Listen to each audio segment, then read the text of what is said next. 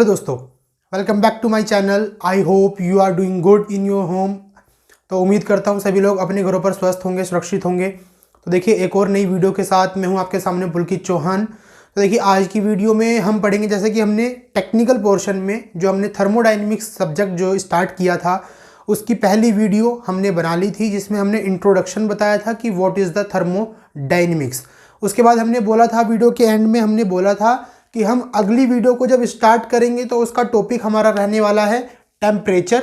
And temperature के साथ साथ हम thermodynamic system and it's type, उसकी भी बातचीत करेंगे इसी वीडियो के अंतर्गत। ठीक है, तो इस वीडियो में हम temperature and thermodynamic system and it's जो इसके टाइप्स है, थर्मोडाइनमिक सिस्टम के 3 टाइप है, open system, close system and isolated system. तो उसकी बात भी हम इसी वीडियो में करने वाले हैं। तो यहाँ पर बहुत अच्छे तरीके से समझेंगे कि टेम्परेचर क्या होता है एंड थर्मोडाइनमिक सिस्टम क्या होता है। तो देखिए, सबसे पहले टेम्परेचर की बात करते हैं, तो बिल्कुल पॉइंट पे आते हैं, ज़्यादा वक्त जाया नहीं करते हैं। तो चलिए आज की वीडियो को शुरू करते हैं। तो देखिए, टेम्परेचर की हम यहाँ पर बात करने वाले हैं आज। तो देखिए, टेम्परेचर क्या होता है इसके बारे में हम बातचीत करेंगे। हम जानते हैं कि डेली जो लाइफ हमारी है उसमें सभी लोगों के मुंह से आपने टेम्परेचर का नाम सुना होगा, बोलते रहते हैं, आप खुद भी बोलते रहते हैं कि यहाँ का टेम्परेचर तो बहुत कम है और यहाँ का टेम्परेचर बहुत ज़्यादा है, या फिर मेरे रूम का टेम्परेचर तो बहुत कम है। तो इस प्रकार से आप बोलते रहते हैं, यानी कि डेली लाइफ में आप टेम्परेचर वर्ड्स को बार बार यूज़ करते रहते हैं। ठीक है, तो डेली लाइफ में जब आप इस टेम्परेचर वर्ड को यूज़ करते हैं, बट आपको प्रॉपर पता नहीं है इसके बारे में कि what is the meaning of temperature. Temperature को बारीकी से समझने के लिए आज हम सीखने वाले हैं बारीकी से टेम्परेचर को। तो उसके बारे में इसीलिए आज वीडियो बहुत ज़्यादा इंटरेस्टिंग हो जाएगी, क्योंकि टेम्परेचर का बहुत ही अच्छा एक पोर्शन में आपको बताऊंगा, बहुत अच्छा बारीकी से आपको बताऊंगा कि टेम्परेचर एक्चुअली होता क्या है। ठीक है, तो वीडियो को आज पूरा देखना है आपको, वीडियो के एंड तक बने रहिएगा, क्योंकि इसके बाद थर्मोडाइनमिक सिस्टम भी आने वाला है और उसके टाइप्स भी आने वाले हैं, जो कि बहुत ही ज़्यादा इंपॉर्टेंट टॉपिक है हमारा थर्मोडाइनमिक्स के अंदर, जो कि बहुत सारे एग्जाम्स में पूछा जाता है। तो उसे जरूर देखिएगा। तो सबसे पहले टेम्परेचर की बात कर रहे हैं, तो टेम्परेचर की एक डेफिनेशन हम देख लेते हैं, जो कि डेफिनेशन हमेशा यूजुअली हम सब जो है जिसे हम बार बार हम रटते हैं। ठीक है, वो डेफिनेशन हमने बहुत बार रटी है, 8th क्लास से हम उस डेफिनेशन को रटते आ रहे हैं, जो कि टेम्परेचर की डेफिनेशन है। और वो होती है क्या? डिग्री ऑफ हॉटनेस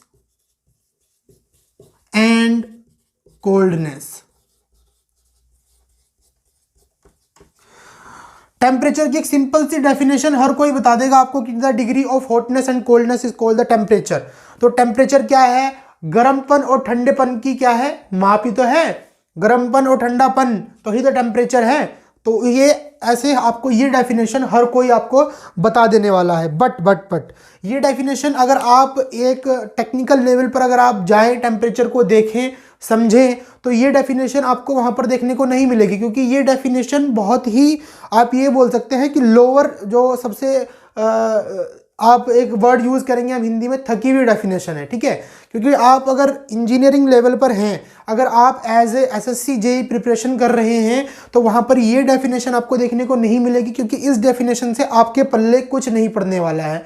तो डेफिनेशन किस प्रकार की होनी चाहिए, उस चीज़ को हम समझकर पहले टेम्परेचर को समझेंगे, उसके बाद वहाँ से हम डेफिनेशन को निकालेंगे। ठीक है, तो पहले समझना जरूरी है कि टेम्परेचर एक्चुअली है क्या। ठीक है, और कहाँ से इस टेम्परेचर का नाम आया है, तो उसकी सबसे पहले हम बातचीत करेंगे।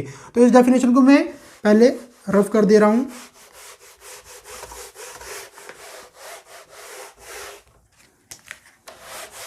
ठीक है, तो अब हम पहले समझते हैं कि टेम्परेचर एक्चुअली है क्या। तो देखिए, अब हमने क्या माना, टेम्परेचर को समझने के लिए एक चीज़ हमें देखना पड़ेगा कि मान लिया ये हमारे पास में कोई बॉडी है, और हम जानते हैं कि मान लिया बॉडी चाहे कोई सी भी हो, अगर मान लिया इसके अंदर कुछ नहीं भी है, तब भी एयर के पार्टिकल तो होंगे ही होंगे। ठीक है, एयर के पार्टिकल तो मस्ट है, तो एयर के पार्टिकल होंगे ही होंगे। ठीक है, ये मान लिया इस प्रकार से हमारी इस बॉडी के अंदर बहुत सारे एयर के पार्टिकल्स हैं। ठीक है, और हम जानते हैं कि हर एक पार्टिकल के पास में उसकी खुद की कुछ ना कुछ काइनेटिक एनर्जी होती है। तो मान लिया ये पार्टिकल है, तो इसके पास में खुद की कुछ काइनेटिक एनर्जी होगी, जिसकी वजह से यह पार्टिकल मूव कर रहा होगा, या फिर हम बोल सकते हैं मोशन कर रहा होगा। हर एक पार्टिकल के पास में कुछ ना कुछ अपनी काइनेटिक एनर्जी होगी, जिसकी वजह से वह मूव कर रहा होगा, यानी कि मोशन कर रहा होगा। अब हमने क्या देखा कि हम देखना चाहते हैं कि भैया जी हर एक पार्टिकल के पास में इस पूरी बॉडी के अंदर जितने पार्टिकल्स हैं उन सभी की काइनेटिक एनर्जी कितनी है। तो यहाँ पर हम दो तरीके से सभी पार्टिकल्स की काइनेटिक एनर्जी निकाल सकते हैं। या तो आप एक काम करिए कि हर एक इंडिविजुअल पार्टिकल की काइनेटिक एनर्जी देख लीजिए कि कितनी है। हर एक इंडिविजुअल पार्टिकल की, मान लिया सबसे पहले ये पार्टिकल लिया तो इस पार्टिकल की काइनेटिक एनर्जी हमने देखी, फिर ये वाले पार्टिकल की काइनेटिक एनर्जी देखी, फिर ये वाले पार्टिकल की काइनेटिक एनर्जी देखी। इस प्रकार से धीरे धीरे हमने पूरे सिस्टम के अंदर जितने भी पार्टिकल्स थे उन सभी पार्टिकल्स की काइनेटिक एनर्जी को देख लिया। बट अगर हम देखें तो सभी पार्टिकल्स की इंडिविजुअल अगर हम एनालिसिस करेंगे तो वो हमारे लिए पॉसिबल नहीं है, क्योंकि एक बॉडी के अंदर या एक सिस्टम के अंदर लाखों करोड़ों अरबों खरबों पार्टिकल्स हो सकते हैं। तो सभी पार्टिकल्स की इंडिविजुअल एनालिसिस करना हमारे लिए पॉसिबल नहीं है। तो फिर यहां पर हम क्या करते हैं, यहां पर फिर हम एक दूसरा तरीका अपनाते हैं, और वो दूसरा तरीका क्या होता है उसके बारे में अब बात करते हैं। तो हम अब यहां पर क्या करेंगे कि यहां पर अब हम देखेंगे कि हम जितने सारे पार्टिकल्स हैं उन सभी पार्टिकल्स की एक एवरेज काइनेटिक एनर्जी निकालेंगे। ठीक है, कि हमने क्या किया, कुछ पार्टिकल्स की काइनेटिक एनर्जी को देखा और उसके बाद फिर हमने एक एवरेज पूरी बॉडी के अंदर जितने पार्टिकल्स थे उन सभी का एवरेज ले लिया, और एक एवरेज काइनेटिक एनर्जी हमने इस पूरी बॉडी के अंदर जितने भी पार्टिकल या मॉलिक्यूल्स थे उन सभी की एक एवरेज काइनेटिक एनर्जी को हमने कंसिडर कर लिया। और वही काइनेटिक एनर्जी, जो एवरेज काइनेटिक एनर्जी आएगी मॉलिक्यूल्स की, जो इन सभी मॉलिक्यूल्स या इन सभी पार्टिकल्स की जो एवरेज काइनेटिक एनर्जी आएगी, वही इस बॉडी का टेम्परेचर कहलाएगा। तो समझ रहे हैं आपका टेम्परेचर का मेन जो है वर्ड टेम्परेचर कहां से निकला है। इन सभी मॉलिक्यूल्स की जो एवरेज काइनेटिक एनर्जी हमें पता चलेगी वही इस बॉडी का टेम्परेचर होने वाला है। समझ आई बात। तो यहां पर एक हल्की सी एक डेफिनेशन लिखने वाला हूं, मैं इसको रफ कर दे रहा हूं। तो यहां पर हम एक हल्की सी डेफिनेशन लिखने वाले हैं।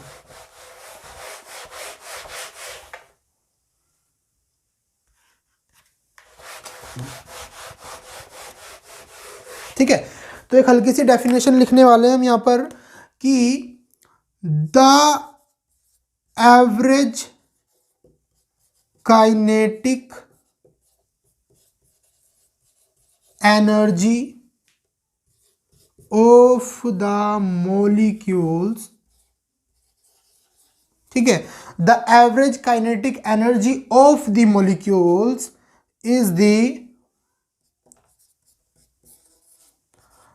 Temperature of that body.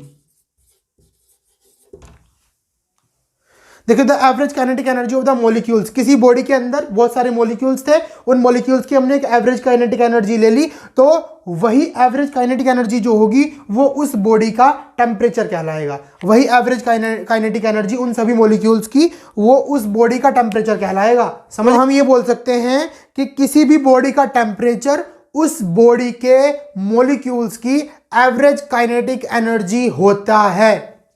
ठीक है, हमने क्या बोला कि किसी भी बॉडी का टेम्परेचर उस बॉडी के मॉलिक्यूल्स की एवरेज काइनेटिक एनर्जी को कहते हैं। तो ये हमारा एक प्रॉपर डेफिनेशन या एक प्रॉपर जो है स्टेटमेंट बन जाता है टेम्परेचर के रिगार्डिंग। ठीक है, तो देखिए इसको और अच्छे से समझेंगे तो अब आप समझ पाएंगे और अच्छे से जब हम आपको अब समझाएंगे।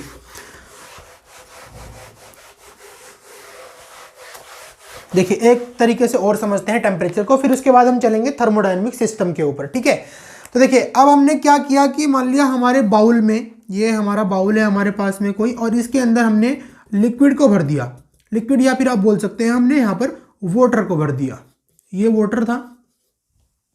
ठीक है, अब जब हमने वाटर को भरा तो हमने इन वाटर के पार्टिकल के पास में भी तो काइनेटिक एनर्जी होगी, यानी कि मोशन करेगा। वो मोशन किसी प्रकार का भी हो सकता है, उससे आपको लेना देना नहीं है, बट हर एक पार्टिकल के पास में अपना कुछ ना कुछ काइनेटिक एनर्जी होगी, यानी कि वो कुछ ना कुछ मूव कर रहा होगा। तो अभी पानी बॉयल के अंदर पानी है, तो पानी के पार्टिकल के पास में कोई ना कोई काइनेटिक एनर्जी होगी। तो वो सभी, अगर हम इस पूरे पानी के हर एक पार्टिकल की काइनेटिक एनर्जी देखेंगे तो वो पॉसिबल नहीं है। तो इसलिए हम क्या करते हैं, हम इस बाउल के अंदर जितने पानी के मॉलिक्यूल्स हैं उनकी एक एवरेज काइनेटिक एनर्जी ले लेंगे, और जो एवरेज काइनेटिक एनर्जी हमारे पास में निकल के आएगी वही इस बॉडी का या फिर इस बाउल का टेम्परेचर होने वाला है। ठीक है, वही इस बॉडी का टेम्परेचर होने वाला है। या फिर आप बोल सकते हैं इस प्रकार से, ये पूरी बॉडी है मान लिया, ठीक है, ये मान लिया पूरी बॉडी है इस प्रकार से, और जिसके अंदर हमने वाटर को भर दिया। अब क्या होगा, अब आगे चलते हैं। तो अब हमने क्या किया कि हमने इसको नीचे से हीट प्रोवाइड करा दी, नीचे से हमने इसको हीट प्रोवाइड करा दी इस बॉडी को, जिसके अंदर वाटर के पार्टिकल थे, वाटर था, उसको हमने नीचे से हीट प्रोवाइड करा दी। और जैसे ही आप हीट को प्रोवाइड कराएंगे वैसे ही क्या होगा कि जो इस बॉडी के अंदर मॉलिक्यूल्स हैं वाटर के, उन वाटर के मॉलिक्यूल्स का जो मूवमेंट है ना, जो मूवमेंट है ना, वो बढ़ जाएगा। मूवमेंट इन बॉडी के जो वाटर के पार्टिकल्स है उनका मूवमेंट बढ़ जाएगा, यानी कि जो मोशन है ना, मोशन की इंटेंसिटी इंक्रीज हो जाएगी। ठीक, जो हमारे लिक्विड के पार्टिकल है, वाटर के पार्टिकल है, उन वाटर के पार्टिकल की जो मोशन है, वाटर के पार्टिकल का जो मोशन है, उस मोशन की जो इंटेंसिटी है वो इंक्रीज हो जाएगी। इंटेंसिटी इक्वल टू इंक्रीज हो जाएगी। ठीक, इंक्रीज हो जाएगी। और इंक्रीज होने की वजह से अब क्या होगा कि इंक्रीज होने के बाद अगर आप उसकी kinetic energy, average kinetic energy निकालेंगे इस वाटर के पार्टिकल्स की, तो आप पाएंगे कि पहले जितनी एवरेज काइनेटिक एनर्जी थी उससे ज़्यादा एवरेज काइनेटिक एनर्जी आपको मिलने वाली है, उससे ज़्यादा एवरेज काइनेटिक एनर्जी आपको मिलने वाली है। इसका मतलब क्या है कि एवरेज काइनेटिक एनर्जी इंक्रीज हुई है, यानी कि जो वाटर के पार्टिकल्स थे उनका मूवमेंट इंक्रीज हुआ है, मोशन की जो इंटेंसिटी है वो इंक्रीज हुई है। तो इसका मतलब फिर टेम्परेचर भी इंक्रीज हुआ है। इसका मतलब क्या है कि टेम्परेचर भी इंक्रीज हुआ है। जैसे ही हमारे पार्टिकल्स ने मूवमेंट तेज किया, अपना मोशन तेज किया, अपनी काइनेटिक एनर्जी को जैसे ही बढ़ाया बिकॉज ऑफ द हीट की वजह से, वैसे ही इसका टेम्परेचर भी इंक्रीज हो गया। टेम्परेचर भी हमारा इंक्रीज होगा क्योंकि एवरेज काइनेटिक एनर्जी को ही आप टेम्परेचर बोलेंगे। इसकी वजह से यहाँ पर एक्साइटमेंट लेवल जो है मॉलिक्यूल्स का वो इंक्रीज हुआ है। हीट की वजह से मॉलिक्यूल्स का एक्साइटमेंट लेवल इंक्रीज हुआ है, और एक्साइटमेंट लेवल इंक्रीज होने की वजह से हमारा टेम्परेचर इंक्रीज हुआ है। क्यों? क्योंकि पहले हमारी एवरेज काइनेटिक एनर्जी इंक्रीज हुई, मॉलिक्यूल्स का मोशन इंक्रीज हुआ, मॉलिक्यूल्स में हलचल होने लगी, तेज हलचल होने लगी। अगर हलचल तेज होगी उसकी वजह से जब हम एवरेज काइनेटिक एनर्जी निकालेंगे तो वो इंक्रीजमेंट में आएगा, और जैसे ही एवरेज काइनेटिक एनर्जी इंक्रीज होगी तो इसका मतलब टेम्परेचर भी इंक्रीज हुआ है। तो हम क्या कहेंगे कि किसी भी बॉडी का अगर हमें टेम्परेचर देखना है कि कितना है, तो उस बॉडी के मॉलिक्यूल्स का एवरेज काइनेटिक एनर्जी देख लो कितनी है। जितनी उस बॉडी के मॉलिक्यूल्स की एवरेज काइनेटिक एनर्जी होगी उतना ही आपका टेम्परेचर होने वाला है। तो सिंपल सी ये बात थी टेम्परेचर के बारे में। मुझे लगता है आपको समझ आया होगा कि हम क्या बताने चाह रहे थे आपको। तो अब टेम्परेचर का काम तो खत्म हुआ। अब यहाँ पर अब हम बात करते हैं अगले टॉपिक की, जिसका नाम है थर्मोडायनेमिक सिस्टम। तो देखिए, थर्मोडायनेमिक सिस्टम और इसके टाइप्स के ऊपर मैंने पहले भी एक वीडियो बनाई हुई है, उसका लिंक आपको डिस्क्रिप्शन में मिलेगा। और जो हमने प्लेलिस्ट बनाई है यूट्यूब पर थर्मोडायनेमिक्स सब्जेक्ट को लेकर के, हमने पूरी एक प्लेलिस्ट बनाई है जिसके अंदर हम थर्मोडायनेमिक सब्जेक्ट की प्रत्येक वीडियो हम डालेंगे। जितनी भी वीडियो थर्मोडायनेमिक सब्जेक्ट की बनेंगी वो उस प्लेलिस्ट के अंदर ऐड होंगी। तो हमने जो पहले वीडियो बनाई थी थर्मोडायनेमिक सिस्टम के ऊपर और उसके टाइप्स के ऊपर, वो वीडियो भी हमने ऐड कर दी है अपने प्लेलिस्ट के अंदर। परंतु उस वीडियो के में जितना हमने पढ़ाया वो बहुत ज़्यादा इनफ है, बट उसके बाद भी हम यहाँ पर आज चर्चा करेंगे उसी से रिलेटेड हम चर्चा करेंगे थर्मोडायनेमिक सिस्टम एंड उसके टाइप्स के बारे में।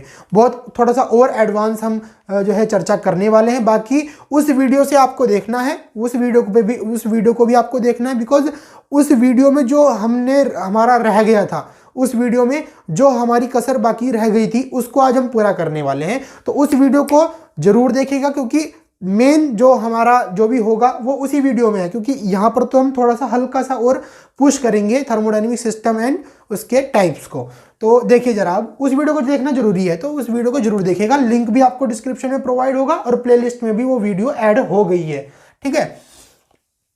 तो अब हम बात करते हैं थर्मोडायनेमिक सिस्टम की, थर्मोडायनेमिक्स सिस्टम की। पिछली वीडियो में जो वीडियो हम थर्मोडायनेमिक सिस्टम के ऊपर बनाई थी उसमें पूरा डिस्कशन हमने किया है इस बारे में। अब हल्का सा और मैं थोड़ा रिवाइज करा देता हूं हल्का सा, ठीक है। तो थर्मोडायनेमिक सिस्टम हमने क्या कहा था, देखिए स्पेस के अंदर वह रीजन और क्वांटिटी ऑफ मास, स्पेस के अंदर वह रीजन और क्वांटिटी ऑफ मास जिसके ऊपर हम एनालिसिस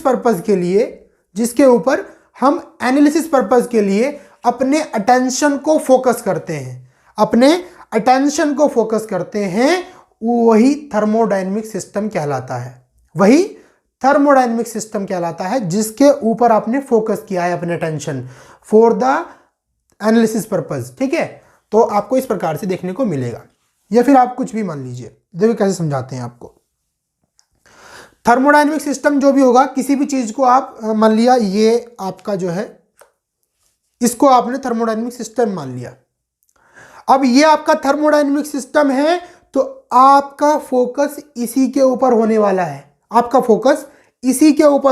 है, और इसके ऊपर जो फोकस करेंगे, परंतु इसके ऊपर आपको फोकस तभी करना है जब आपका पर्पस एनालिसिस के लिए हो, क्योंकि इसकी एनालिसिस करना है, क्योंकि इसी सिस्टम के अंदर, ये जो अगर सिस्टम मान लिया ना, तो इसी सिस्टम के अंदर फिर थर्मोडायनेमिक प्रोसेस होने वाली है। इसका मतलब क्या है कि इसी सिस्टम के अंदर थर्मोडायनेमिक्स प्रोसेस होंगी, ठीक है। तो थर्मोडायनेमिक सिस्टम आप किसी को भी मान सकते हैं। तो जिसको भी थर्मोडायनेमिक सिस्टम आपने मान लिया, उसी के ऊपर आपको फोकस रखना है अपना, और सब कुछ आपको भूल जाना है। यही आपका एकमात्र फोकस होने वाला है यहाँ पर, और इसके अंदर आपकी थर्मोडायनेमिक प्रोसेस होने वाले है, क्योंकि आप एनालिसिस पर्पज के लिए अपने टेंशन को फोकस कर रहे हो उसके ऊपर, ठीक है।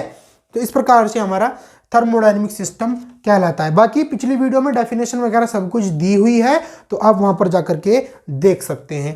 एक और बात यहां पर हमें बतानी है कि जो थर्मोडायनेमिक सिस्टम होगा ना, वो एक डेफिनाइट एंड डिफाइंड एरिया होगा। ये बात भी आपको याद रखनी है, वो एक डेफिनाइट एंड डिफाइंड एरिया होगा।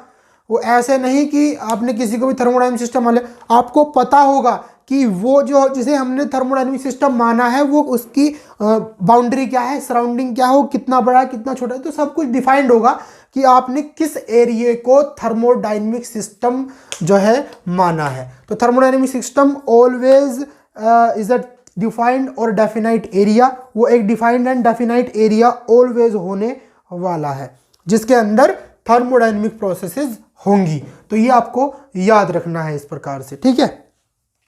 अब देखिए, अब हल्का सा और समझा देते हैं इसी के बारे में, थर्मोडायनेमिक सिस्टम के बारे में ही,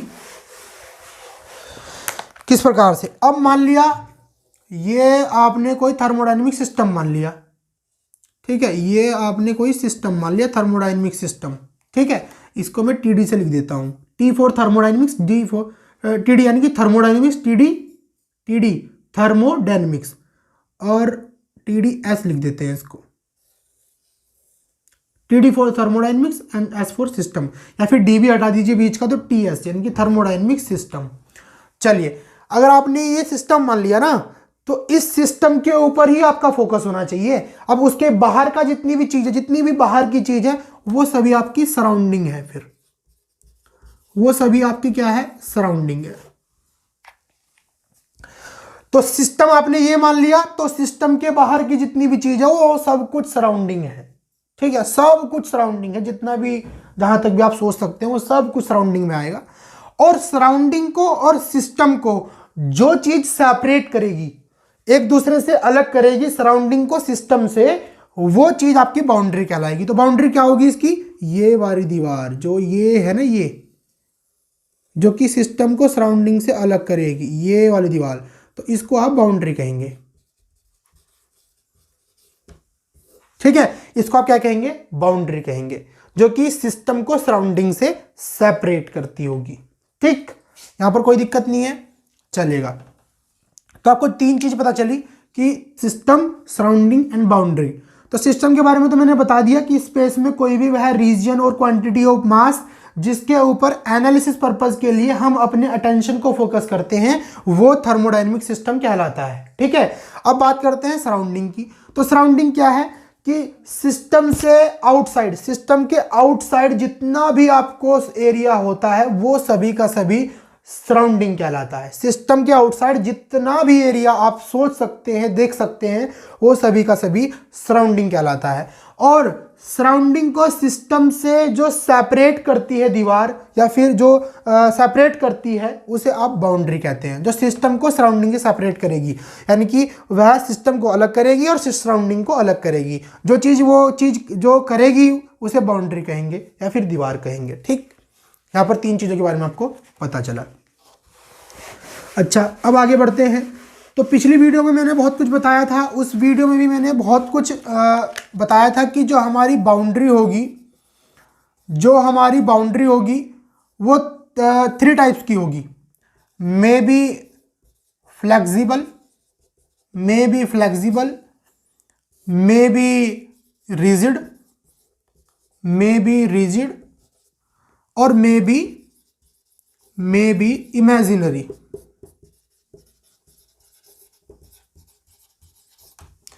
बी इमेजिनरी। ठीक है, तो कुछ भी हो सकती है बाउंड्री 3 प्रकार की, और तीनों के बारे में मैंने समझाया था कि हमारी बाउंड्री कब फ्लेक्सिबल होगी, कब रिजिड होगी और कब इमेजिनरी होगी। तो आप उस वीडियो को जरूर देखिए, तो आपको समझ में आ जाएगा कि बाउंड्री किस प्रकार से इमेजिनरी होती है, कब हमारी रिजिड होती है और कब हमारी फ्लेक्सिबल होती है। अब थोड़ा सा और आगे बढ़ते हैं। अब थर्मोडायनेमिक सिस्टम की बात करते हैं टाइप्स की, क्योंकि उसके बारे में उसमें हमने टाइप्स में, जब हम टाइप्स में गए थे थर्मोडायनेमिक सिस्टम के टाइप्स में, तो वहां पर हमने थोड़ा सा कम डिस्कशन किया था, उसकी हम ज़्यादा जल्दी बात करेंगे। तो थर्मोडायनेमिक्स सिस्टम, ये हमने हेडिंग घेर ली, और इसके टाइप्स की बात करेंगे। तो 3 टाइप्स का होता है, हम जानते हैं कौन कौन सा। ओपन सिस्टम जिसको हम फ्लो सिस्टम भी कहते हैं, सेकंड था क्लोज सिस्टम, क्लोज सिस्टम जिसको हम नॉन फ्लो सिस्टम भी कहते हैं। एंड थर्ड वन था आइसोलेटेड सिस्टम। ठीक है, ये 3 प्रकार के हमारे सिस्टम थे, फर्स्ट, सेकंड एंड थर्ड। तो 3 प्रकार के सिस्टम थे। थर्मोडायनेमिक सिस्टम को तीन प्रकार में या फिर 3 टाइप्स में बांटा गया है। सबसे पहले आता है ओपन सिस्टम, फिर क्लोज सिस्टम एंड फिर आइसोलेटेड सिस्टम। तो इन्हीं तीनों को हमें देखना है, बहुत बारी बारी से, बहुत अच्छे तरीके से डिस्कशन इसका हम करने वाले हैं। तो अब देखिएगा कि तीनों सिस्टम को हम अलग अलग देखेंगे, और फिर उसके बाद हमारी ये वीडियो एंड हो जाने वाली है इन 3 सिस्टम के बाद। ठीक है, तो अब जरा देखते हैं कि सबसे पहले हम बात करेंगे ओपन सिस्टम की या फिर फ्लो सिस्टम की, कि ओपन सिस्टम या फ्लो सिस्टम क्या होता है।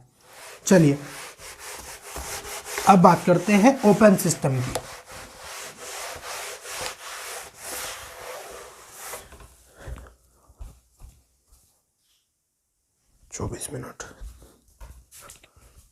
ओपन सिस्टम की बात करते हैं। फर्स्ट वन था हमारा ओपन सिस्टम या फिर फ्लो सिस्टम।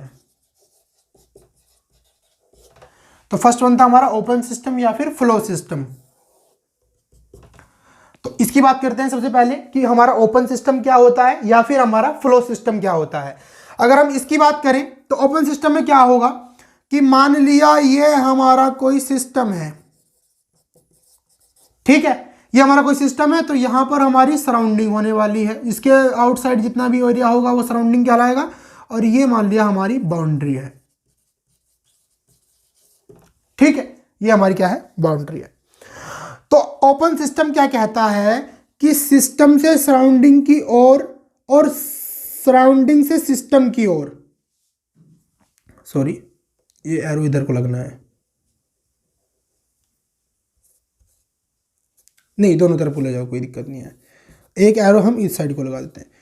तो ओपन सिस्टम में क्या कहता है कि सिस्टम से सराउंडिंग की ओर और सराउंडिंग से सिस्टम की ओर मास और एनर्जी, मास एंड एनर्जी दोनों के दोनों ट्रांसफर जो है दोनों का वो अवेलेबल होना चाहिए या फिर अलाउड होना चाहिए, या फिर हम बोल सकते हैं मास एंड एनर्जी, इस प्रकार से लिख सकते हैं। और यहाँ पर देखिए ये बाहर की ओर जा रहा है ना, अब एक को अंदर की तरफ कर लो, एरो को ये मान लिया अंदर की तरफ, तो ये भी मास एंड एनर्जी। तो ओपन सिस्टम ये कहता है कि सिस्टम से सराउंडिंग की ओर और सराउंडिंग से सिस्टम की ओर, देखिए अभी देखिए सिस्टम से सराउंडिंग की ओर मास और एनर्जी दोनों ट्रांसफर हो रहे हैं, और यहाँ पर देखिए यहाँ पर सराउंडिंग से सिस्टम की ओर एनर्जी और मास दोनों ट्रांसफर हो रहे हैं। तो इसका मतलब क्या है, यह एक ओपन सिस्टम है, यानी कि सिस्टम से सराउंडिंग की ओर और सराउंडिंग से सिस्टम की ओर मास एंड एनर्जी दोनों के दोनों ट्रांसफर जो है हो सकते हो, अलाउड हो, तो वैसा सिस्टम हमारा ओपन सिस्टम या फिर फ्लो सिस्टम कहलाता है। और किस प्रकार से इसका उदाहरण हम ले सकते हैं, फॉर एग्जांपल अगर हम देखें, ये मान लिया हमारा कोई बॉयलर है, ये मान लिया हमारा कोई बॉयलर है, ठीक है। अब हम जानते हैं कि बॉयलर में एक तरफ से तो पानी आता है भैया जी, बॉयलर में हम पानी देते हैं ना भाई, बॉयलर में आने यहाँ पे पानी आया और यहाँ से फिर हमारी जो है वेपर जो है यहाँ पर इस प्रकार से जाती है, ठीक है। तो यहाँ से तो हमारा वाटर जाएगा और यहाँ से हमारी जो है वेपर जाएगी, ठीक। तो यहाँ से वाटर जा रहा है, यहाँ से वेपर हमारी बाहर निकल जाएगी। तो यहाँ पर और यहाँ पर पानी है, तो पानी यहाँ तक, पानी का भी एक लेवल होता है उसमें, बॉयलर के अंदर, बॉयलर की हम बात कर रहे हैं। और ऊपर हमारी यहां पर होती है वेपर,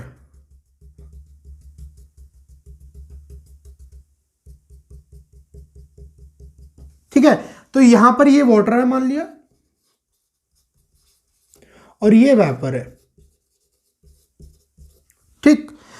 तो किस प्रकार का सिस्टम है इसके बारे में हम बात करने वाले हैं।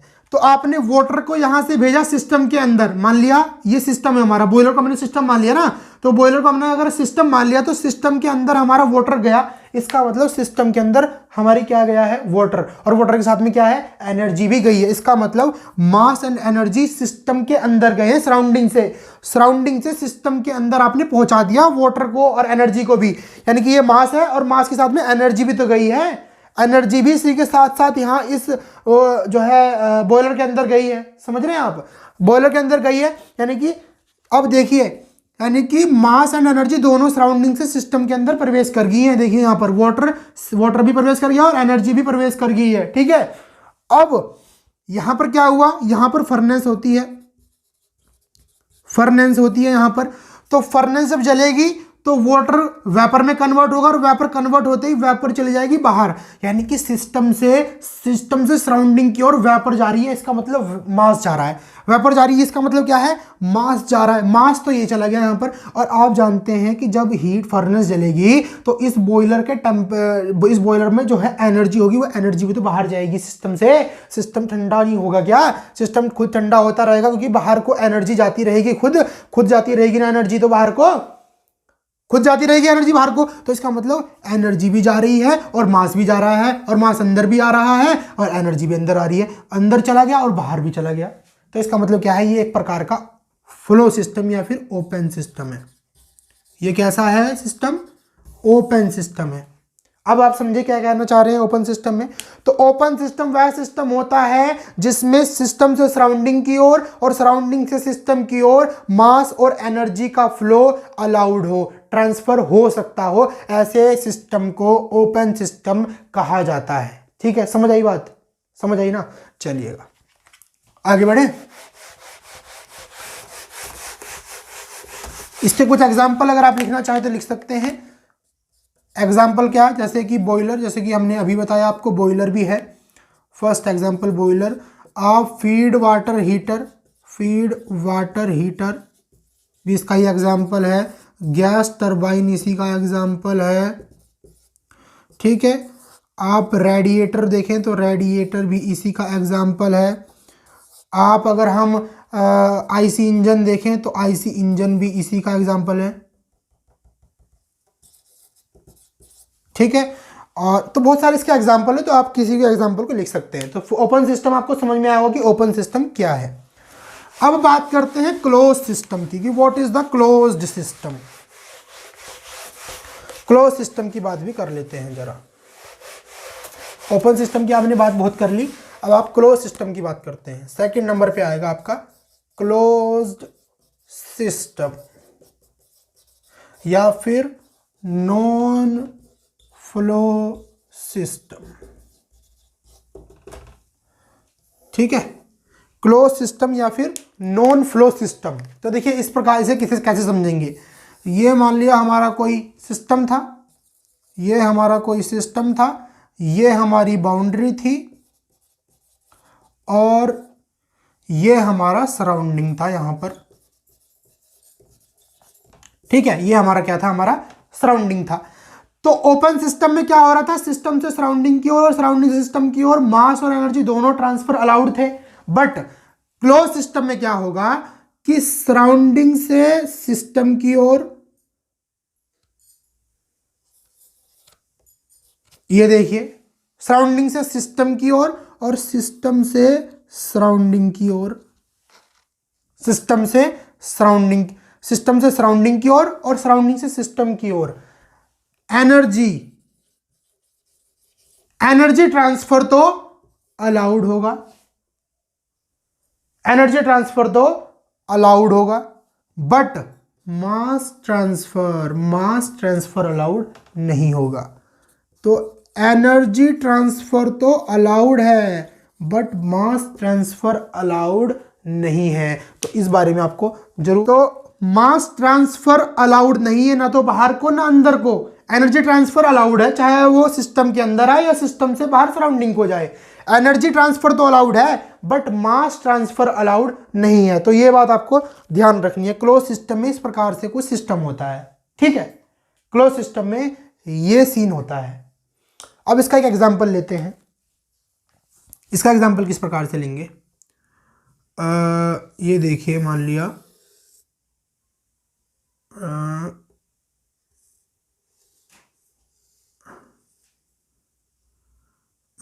अब देखिए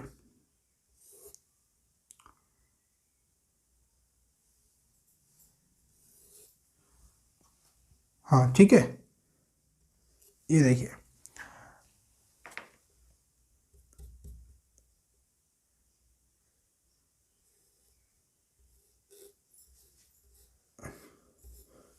अब देखिए ये मान लिया हमारा क्या है, प्रेशर कुकर है। ये हमारा क्या है, प्रेशर कुकर है, प्रेस्टीज का मान लिया प्रेशर कुकर है। ठीक है, प्रेशर कुकर है प्रेस्टीज का। और हमने क्या किया कि जो इसकी सीटी है इसको हमने कर दिया है वेल्ड, इसकी सीटी को कर दिया है हमने क्या, वेल्ड। प्रेशर कुकर है, प्रेशर कुकर की सीटी को हमने क्या कर दिया है, वेल्ड कर दिया है। तो अब आप पाएंगे कि भैया अब प्रेशर कुकर को हमने सिस्टम मान लिया और सीटी को वेल्ड कर दिया। तो हम अब आप ये पाएंगे कि सिस्टम से यानी कि प्रेशर कुकर से मास बाहर जाने वाला नहीं है। मास तो बिल्कुल बाहर नहीं जाएगा पर एनर्जी बाहर जा सकती है। अब आपने क्या किया कि गर्म था रख दिया तो आप जाएंगे कि ठंडा हो जाएगा। इसका मतलब क्या है, एनर्जी बाहर गई है।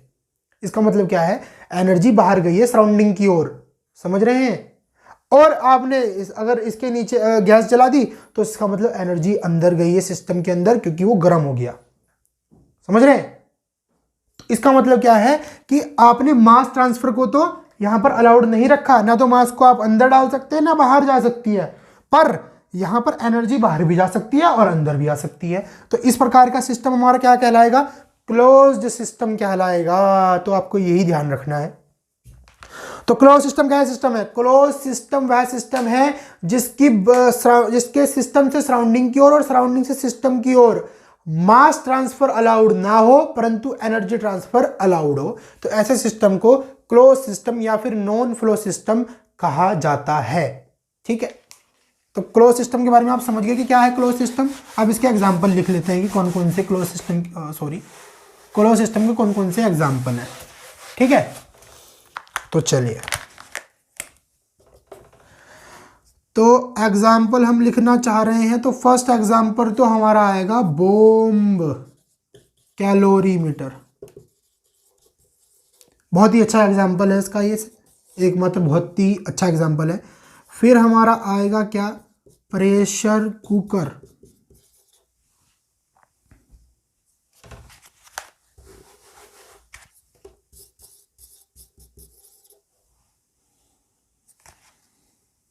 ठीक है,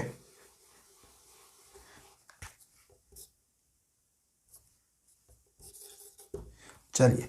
और थर्ड एग्जाम्पल इसका, एक और एग्जाम्पल है रेफ्रिजरेटर। रेफ्रिजरेटर इसका एक और एग्जाम्पल है क्लोज सिस्टम का। रेफ्रिजरेटर कैसे है इसका एग्जाम्पल, उसकी जरा बात कर लेते हैं। अगर आपने रेफ्रिजरेटर को बिना खोले, उसके अंदर से अगर आप सामान नहीं निकाल रहे हैं, तो अगर उसका दरवाजा बंद है, जब तक 24 घंटे में आप 1-2 बार उसका दरवाजा खोलेंगे, तो एनर्जी ट्रांसफर तो अलाउड है, बट मास ट्रांसफर हमने अलाउड बिना बंद कर दिया कि आपने मास नहीं निकालना है, कुछ भी ना डालना है, ना बंद करना, ना निकालना है। तो एज ए क्लोज सिस्टम की तरह वर्क करेगा फिर वो। ठीक है, तो वो एज ए क्लोज सिस्टम की तरह वर्क करेगा रेफ्रिजरेटर भी, अगर आप उसके डोर को बंद रखते हैं तो। ठीक है, तो क्लोज सिस्टम का पता चला आपको क्लोज सिस्टम क्या है। अब लास्ट वन सिस्टम रहा हमारा, जिसका नाम है क्या, isolated system. Third one and last one, जिसका नाम है क्या, आइसोलेटेड सिस्टम। तो आइसोलेटेड सिस्टम को किस प्रकार से समझ पाएंगे, उसकी जरा थोड़ी सी बात कर लेते हैं। अब आइसोलेटेड सिस्टम हमारा क्या है। आइसोलेटेड सिस्टम क्या होगा कि मान लिया ये कोई सिस्टम है, यहां पर सराउंडिंग है और यहां पर बाउंड्री है, BO। ठीक है, लास्ट वन है, और यहां पर ये इस प्रकार से है। अगर सिस्टम से सराउंडिंग की ओर और सराउंडिंग से सिस्टम की ओर मास एंड एनर्जी, यहां पर भी मास एंड एनर्जी दोनों के दोनों अलाउड ना हो, ना तो सिस्टम से सराउंडिंग की ओर मास और एनर्जी जानी चाहिए, और ना सराउंडिंग से सिस्टम की ओर मास एंड एनर्जी आनी चाहिए। तो इस प्रकार का जो सिस्टम होगा, इस प्रकार के सिस्टम को आइसोलेटेड सिस्टम कहा जाएगा। आइसोलेटेड सिस्टम क्या सिस्टम होता है कि सिस्टम से सराउंडिंग की ओर ना तो मास और एनर्जी आए, और सराउंडिंग से सिस्टम की ओर ना मास और एनर्जी जाए। तो इस प्रकार के सिस्टम को आप आइसोलेटेड सिस्टम कहेंगे। जैसे कि हमारा एक थर्मोफ्लास्क होता है, थर्मोफ्लास्क जिसमें चाय वगैरह रखते हैं, उसको एज ए आइसोलेटेड सिस्टम मान सकते हैं। आइडियली तो देखिए, आज तक दुनिया में कोई आइसोलेटेड सिस्टम बनाया नहीं है। आइडियली आज तक कोई भी सिस्टम ऐसा नहीं बना जो प्योर आइसोलेटेड हो। प्योर आइसोलेटेड सिस्टम कोई भी नहीं है दुनिया में आज तक। थर्मोफ्लास्क, अगर हम बात करें थर्मोफ्लास्क की, तो थर्मोफ्लास्क प्योर आइसोलेटेड नहीं है, क्योंकि अगर आप इसमें चाय रख के छोड़ देंगे सुबह को, तो रात तक उसका टेम्परेचर गिरेगा। अगर मान लिया सुबह के टाइम उसका टेम्परेचर 30 डिग्री सेल्सियस है, तो सुबह रात तक उसका टेम्परेचर 20 डिग्री सेल्सियस रह जाने वाला है। भले ही बहुत धीरे धीरे डले, बहुत धीरे धीरे गिरे, बट टेम्परेचर ड्रॉप होगा, इसका मतलब एनर्जी बाहर गई है। ठीक है, तो थर्मोफ्लास्क भी आइडली आइसोलेटेड सिस्टम नहीं है। अब हल्का सा आपको झलक दिखलाते हैं कि आइसोलेटेड सिस्टम कौन सा होगा। अगर हम इमेजिन करें तो कौन सा आइसोलेटेड सिस्टम होगा, उसकी हल्की सी एक एग्जांपल के थ्रू झलक दिखलाते हैं आपको, तब आपको बहुत अच्छे तरीके से समझ में आएगा कि आइसोलेटेड सिस्टम एक्चुअली हम कह किसे रहे हैं। ठीक है, तो एक हल्की सी झलक दिखलाते हैं एग्जांपल के थ्रू। एक एग्जांपल लेते हैं। अगर मान लिया कि मेरे पास में कोई कंटेनर है, ये ठीक है, चारों तरफ से बंद है कंटेनर, ये हमारे पास में कोई कंटेनर है, हमने ऐसा मान लिया। अब हमने क्या किया कि इसके अंदर बर्फ के टुकड़ा रख दिया एक, ये क्या है, आइस। ये बर्फ का टुकड़ा रख दिया हमने इस कंटेनर के अंदर। ठीक है, अब इस कंटेनर के अंदर जब हमने एक बर्फ का टुकड़ा रख दिया, तो अगर इस कंटेनर के अंदर ये बर्फ का टुकड़ा ना पिघले, एज इट इज रहे अगर बर्फ का टुकड़ा हमेशा इस कंटेनर के अंदर, तो इस कंटेनर को आइसोलेटेड सिस्टम कहा जाएगा। तो इस सिस्टम को, इस कंटेनर को आइसोलेटेड सिस्टम कहा जाएगा। अब आप जानते हैं कि आप किसी भी कंटेनर को ले आओ, किसी भी चीज़ को ले आओ, अगर उसके अंदर आपने बर्फ़ का टुकड़ा लेकर रख दिया तो 10 मिनट बाद, आधे घंटे बाद, 1 घंटे बाद, आधे दिन बाद, 1 दिन बाद वो बर्फ़ जो है पानी में पिघल जाएगी, उसका पानी बन जाएगा, आप जानते ही हैं। ठीक है, तो अगर जिस दिन भी ऐसा कोई आपने डिवाइस बना दिया जिसके अंदर बर्फ़ का टुकड़ा रखेंगे, डिवाइस नहीं, कोई भी ऐसी बॉडी बना दी जिसके अंदर आप आइस का टुकड़ा रखेंगे, बिल्कुल बिना किसी सपोर्ट के खुले में रख देंगे और वो आइस पिघल के वाटर ना बने, तो उस सिस्टम को, उस बॉडी को या फिर उस चीज़ को आप आइसोलेटेड सिस्टम कह सकते हैं। बट ऐसा आज तक कभी भी कोई भी सिस्टम, कोई भी बॉडी ऐसी नहीं बनी है जो कि प्योर आइसोलेटेड हो। तो आज की वीडियो में आपने देखा टेम्परेचर क्या होता है, थर्मोडायनेमिक सिस्टम क्या होता है, थर्मोडायनेमिक सिस्टम के 3 टाइप्स क्या होते हैं, अच्छे तरीके से समझ में आया। तो इसका एक ही एग्जांपल है, आपने बता दिया मैंने, एक ही एग्जांपल है इसका, थर्मोफ्लास्क। थर्मोफ्लास्क भी एक इसका आइडियली एग्जांपल नहीं है, बट फिर भी हम उसको मान सकते हैं क्योंकि वो उसके थोड़ा सा करीब है, आइसोलेटेड सिस्टम के हल्का मुल्का करीब है। तो आइसोलेटेड सिस्टम का एक ही उदाहरण है, वो है थर्मोफ्लास्क। आज की वीडियो में हमने बहुत कुछ कवर किया है, तो आज की वीडियो में केवल इतना ही। बाकी वीडियो अगर अच्छी लगी हो तो वीडियो को जरूर लाइक करिएगा, चैनल को सब्सक्राइब करिएगा, अपने दोस्तों के साथ में शेयर कीजिएगा, और जो इससे पहली वीडियो हमने थर्मोडायनेमिक सिस्टम के ऊपर बनाई है उसको जरूर देखिएगा, क्योंकि वहाँ पर आपको बहुत अच्छा देखने को मिलने वाला है। यहाँ पर भी आपको बहुत अच्छा इसका थोड़ा सा उस वीडियो से हल्का सा एडवांस देखने को मिला होगा। बाकी उस वीडियो को जरूर देखना, क्योंकि वहाँ पर बेसिक बहुत कुछ समझाया हुआ है, तो उस वीडियो को देखना भी जरूरी है, जब जाकर के इस वीडियो को देखिएगा। तो आज के लिए केवल इतना ही, बाकी मिलते हैं अगली वीडियो में। अगली वीडियो में हम बताएंगे कि what is the microscopic and macroscopic approach. तो इन वीडियो बहुत छोटी सी होगी वो, और उसमें हम केवल माइक्रोस्कोपिक एंड मैक्रोस्कोपिक अप्रोच के बारे में ही बताएंगे। तो आज की वीडियो में इतना ही, बाकी धन्यवाद बहुत बहुत आपका वीडियो देखने के लिए।